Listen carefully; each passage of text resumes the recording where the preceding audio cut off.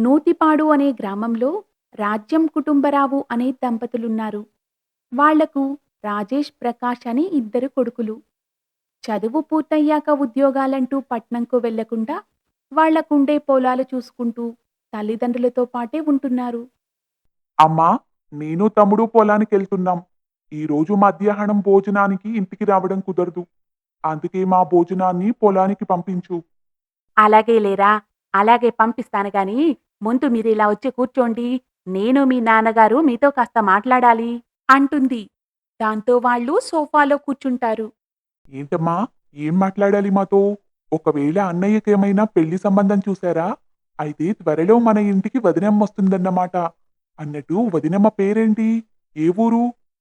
అని చిన్నవాడైన ప్రకాష్ ప్రశ్నల వర్షం కురిపించాడు. అది విన్న రాజ్యం నవ్వుతూ, ఒరేయ్ చిన్నోడా, ముందు నేను చెప్పేదిన్రా. నువ్వు ఊహించినట్టుగానే పెళ్లి గురించి మాట్లాడడానికే మిమ్మల్ని ఆగమన్నాను. కానీ మీ అన్నయ్య పెళ్లి గురించి మాత్రమే కాదు, నీ పెళ్లి గురించి కూడా. అవునురా అబ్బాయిలు. మీ ఇద్దరికి ఇద్దరు చక్కటమ్మాయిల్ని చూశాము. వాళ్ళు వేరే ఎవరో కాదు. నా స్నేహితుడు మాధవరావు కూతుళ్ళు. ఈ మధ్యన వాణ్ణి కలిసినప్పుడు వాళ్ళింటికి వెళ్ళాను. ఇద్దరూ కూడా చక్కగా ఉన్నారు. అందంలోనూ, అణకువలోనూ ఇద్దరికి ఇద్దరూ సమానమే. అందుకే వాళ్ళతో మీ పెళ్ళిళ్ళు జరిపించాలని మేమనుకుంటున్నాం. ఒకసారి మీ అభిప్రాయం కూడా చెప్తే దాని ప్రకారం ఒక నిర్ణయం తీసుకుందాం. నాన్నా, ఇందులో మమ్మల్నడిగేదేముంది? మాకు ఏది మంచిదో అది మాకన్నా మీకే బాగా తెలుసు. అందుకే ఏ విషయంలోనైనా మీ నిర్ణయమే మా నిర్ణయం. అవును నాన్నా, అన్నయ్య మాటే నా మాట కూడా. మంచిది. అయితే ఇద్దరికీ ఈ పెళ్లి ఇష్టమే అన్నమాట. ఏవండీ, మీరు వెంటనే ఈ విషయం అన్నయ్య గారికి తెలియజేయండి. అన్నీ కుదిరితే ఈ నెల్లోనే వీళ్ళిద్దరి పెళ్ళిళ్ళు జరిపించేద్దాం. అలా కొద్ది రోజుల్లోనే రాజేష్, ప్రకాష్‌లకు చిత్ర, మీనా అనే అక్క చెల్లెళ్ళతో వివాహం జరుగుతుంది.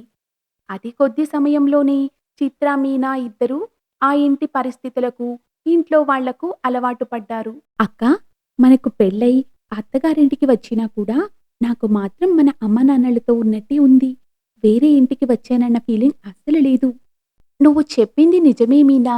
నాక్కూడా అలానే అనిపించింది. వీళ్ళందరూ చాలా మంచివాళ్ళు. ముఖ్యంగా అత్తయ్య గారు.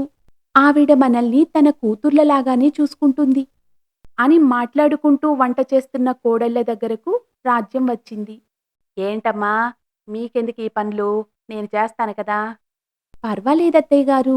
ఇన్ని రోజులు మీరే చేశారు కదా! ఇప్పుడు మమ్మల్ని చేయనివ్వండి. మీరు వెళ్ళి విశ్రాంతి తీసుకోండి. అవునత్తయ్యా, మేమిద్దరం వంట బాగా చేస్తాం. ఒకసారి మేం వండింది తిన్నారంటే ఎప్పుడూ మీరు మమ్మల్నే వంట చేయమంటారు. మీరలా కూర్చొని మాకు ఏం చేయాలో చెప్పండి. మేమే అంతా చూసుకుంటాం. సరే, మీ కోరికను నేనెందుకు కాదంటాను. అలాగే మీరే చెయ్యండి. అయితే మీకు నాతో ఏదైనా అవసరం పడితే మొహమాట పడకుండా నన్నడగండి అని చెప్పింది. అందుకు కోడళ్ళు సరే అని చెప్పారు. దాంతో రాజ్యం హాల్లోకి వెళ్లి కూర్చుంటుంది. అలా కాసేపటి తర్వాత అక్క చెల్లెళ్ళిద్దరూ వంట పూర్తి చేసి అన్నింటినీ డైనింగ్ టేబుల్ మీద సర్దారు. అప్పుడే బయట నుండి వచ్చిన కుటుంబరావు రాజ్యంతో, ఏంటోయ్, ఈరోజు మన ఇంట్లో నుండి గుమగుమ వాసనలొస్తున్నాయి.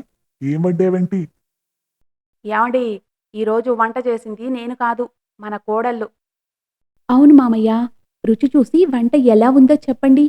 అత్తయ్య, మీరు కూడా రండి ఇదిగో తల్లి, వస్తున్నా.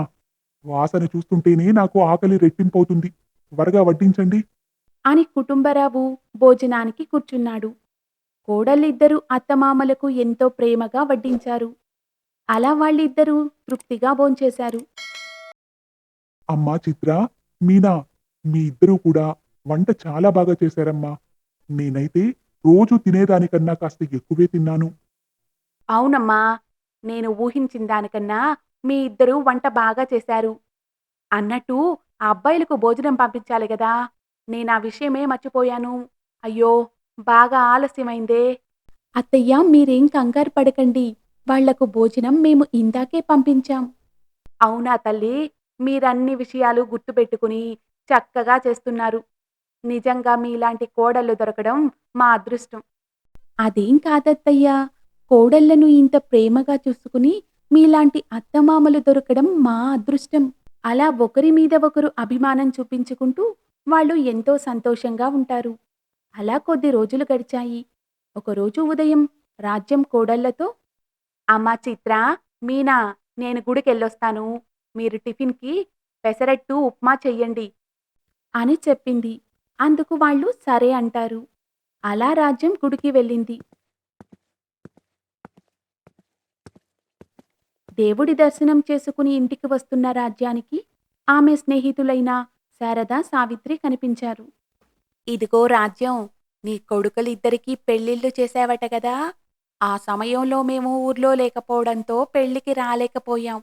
అవును, నీ కోడళ్ళిద్దరూ అక్క చెల్లెళ్ళని విన్నాను.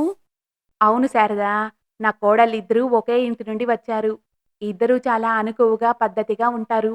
అలాంటి కోడళ్ళు దొరకడం మా అదృష్టమనే చెప్పాలి. అవునా రాజ్యం? అయితే కోడళ్ళిద్దరూ ఎంత కట్నం తెచ్చారేంటి? కట్నమా? అలాంటిదేమీ లేదు సావిత్రి. అయినా వాళ్ళు మా ఆయనకు దూరపు చుట్టాలు. మంచి కుటుంబం నుండి వచ్చారు. పద్ధతులు అవి బాగా తెలుసు. అంతకు మించిన కట్నం ఇంకేం కావాలి చెప్పు? అయ్యో రాజ్యం! నువ్వింత అమాయకంగా ఆలోచిస్తావని నేనెప్పుడూ అనుకోలేదు. ఈ రోజుల్లో ఇంత మంచిగా ఉంటే ఈ కాలపు కోడళ్ళ ముందు నిలబడలేం. అవును రాజ్యం. నీకు నా స్నేహితురాలు సునీత తెలుసు గదా! నీలాగే కోడళ్ళను ఒకే ఇంటి నుంచి తెచ్చుకుంది. వాళ్ళతో ప్రేమగా నడుచుకునేది. కానీ ఆ కోడళ్ళు చివరకు అత్తకు తగిన శాస్తి చేశారు. మొదట్లో బాగానే చూసుకుంటారు. కొంతకాలం గడిచాక భర్తలను వాళ్ళ వైపు తిప్పుకొని, అత్తమామలను ఒక మూల కూర్చోబెట్టి పెత్తనం చేస్తారు. ఆ తర్వాత ఉన్నవి లేనివి వాళ్ళపై చెప్పి, వాళ్ళను వృద్ధాశ్రమాల్లో పడేశారు ఆ మాయదారి కోడళ్ళు. అవునే రాజ్యం. ఈ కోడళ్ళతో జాగ్రత్తగా ఉండాలి. మంచిగా ఉంటే వాళ్లకు అలుసైపోతాం. వాళ్ళు ఏ పని చేసినా వంకలు పెడుతూ వాళ్ళతో కఠినంగా ఉండాలి. అప్పుడే వాళ్ళు అత్తగారంటే భయపడుతూ మర్యాదిస్తారు. అలా వాళ్ళని మన కంట్రోల్లో పెట్టుకోవాలి. మరలా చేస్తే వాళ్ళు మన మాట ఇంటారా? ఎందుకు వినరు? నా కోడలితో నేను అలాగే ప్రవర్తిస్తాను. నిజం చెప్పాలంటే నా కోడలు నా ముందు నిల్చోడానికే భయపడుతుంది. అవును రాజ్యం.